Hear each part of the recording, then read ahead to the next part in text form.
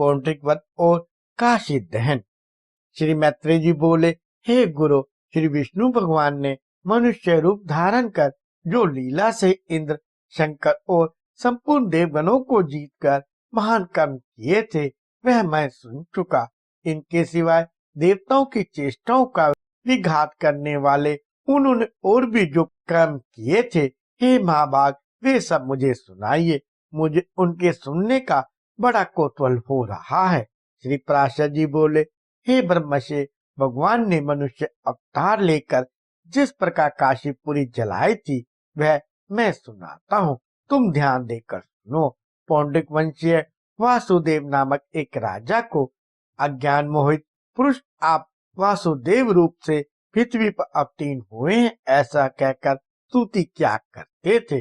अंत में वह भी यह मानने लगा कि मैं वासुदेव रूप से पृथ्वी में अवतीर्ण हुआ हूँ।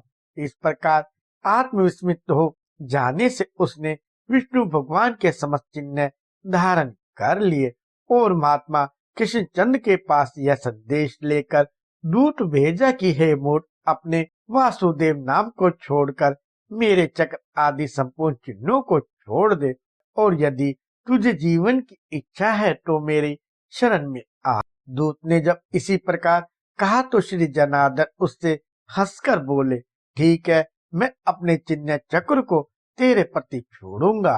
हे दूत, मेरी ओर से तू पौंड्रिक से जाकर यह कहना कि मैंने तेरे वाक्य का वास्तविक भाव समझ लिया है। तुझे जो करना हो सो कर ले। मैं अपने चिन्ह और वेश धारण कर तेरे नगर में आऊंगा और निस्संदेह अपने चिन्ह चक्र को तेरे ऊपर छोड़ूंगा और तूने जो आज्ञा करते हुए ऐसा कहा है सो मैं उसे भी अवश्य पालन करूंगा और कल शीघ्र ही तेरे पास पहुंचूंगा। हे राजन, तेरी शरण में आकर मैं वही उपाय करूंगा जिससे फिर तुझसे मुझे कोई भय ना रहे। श्री पराशर जी बोले, श्री कृष्णचंद्र के ऐसा कहने पर जब दूत चला गया तो भगवान स्मरण करते ही उपस्थित हुए गरुड़ पर चढ़कर तुरंत उसकी राजधानी को चले। भगवान के आक्रमण का समाचार सुनकर काशी नरेश भी उसका पृष्ठपोषक सहायक होकर अपनी संपूर्ण सेना ले उपस्थित हुआ। तदंतर अपनी महान सेना के सहित काशी नरेश की सेना लेकर पौंड्रिक वासुदेव श्री कृष्णचंद्र के सम्मुख आया। भगवान ने दूर से ही उसे हाथ में चक्र, गदा, शांग धनुष और पद्म लिए एक उत्तम रथ पर बैठे देखा। श्री हरि ने देखा कि उसके कंठ में वैजंती माला है, शरीर में पीतांबर है, गरुड़चित ध्वजा है और वक्षस्थल में श्रीवत्स चिन्ह है। उसे नाना प्रकार के रत्नों से सुजित किरीट और कुंडल धारण किए देखकर श्री गरुड़ध्वज भगवान गंभीर भाव से हंसने लगे और हे द्विज, उसकी हाथी घोड़े से बलित और नीतिशंख, खड़ग, गदा, शूल, शक्ति और धनुष आदि से सुसज्जित सेना से युद्ध करने लगे। श्री भगवान ने एक क्षण में ही अपने शांग धनुष से छोड़े हुए शत्रुओं को विदीर्ण करने वाले तीक्ष्ण बाणों तथा गदा और चक्र से उसकी संपूर्ण सेना को नष्ट कर डाला। इसी प्रकार काशीराज की सेना को भी नष्ट करके श्री जनार्दन ने अपने चिन्हों से युक्त मूढ़मती पौंड्रिक से कहा। श्री भगवान बोले, हे पौंड्रिक, मेरे प्रति तूने जो दूत के मुख से यह कहलाया था कि मेरे चिन्ह को छोड़ दे, सो मैं तेरे सम्मुख उस आज्ञा को संपन्न करता हूँ।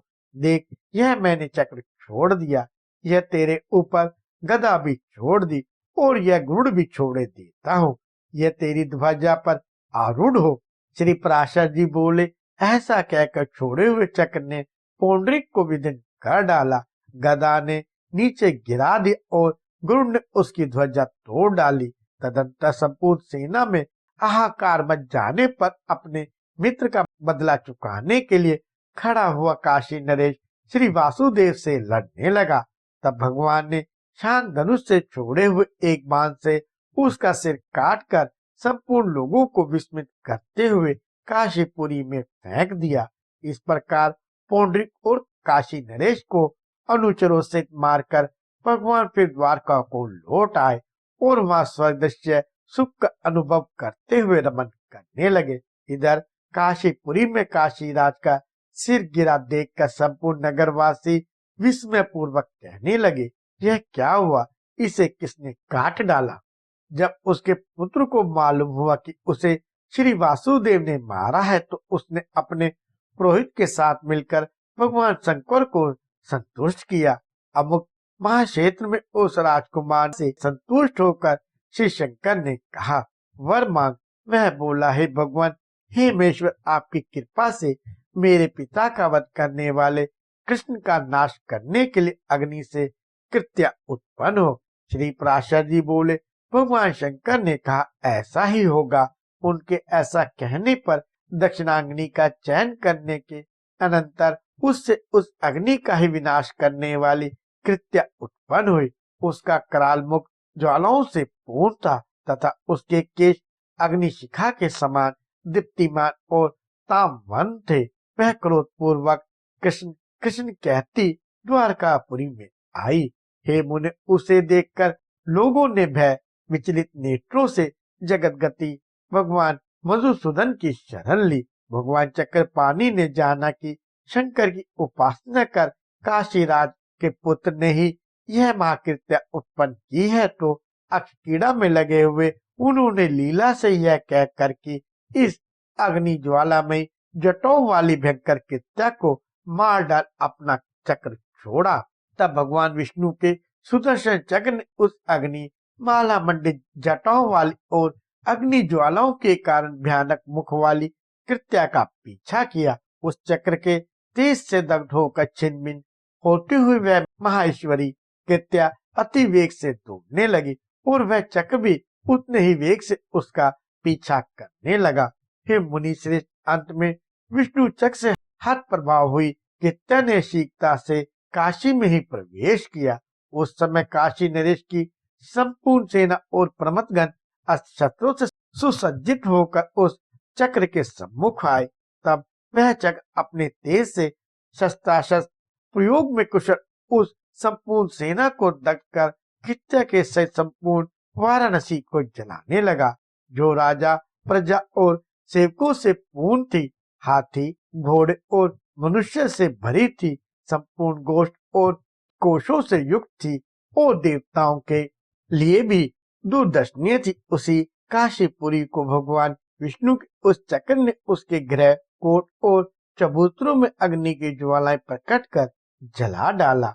अंत में जिसका क्रोध अभी शांत नहीं हुआ था तथा जो अत्यंत उग्र कर्म करने को उत्सुक था और जिसकी दीप्ति चारों ओर फैल रही थी, वह चक्र फिर लौटकर भगवान विष्णु के हाथ में आ गया।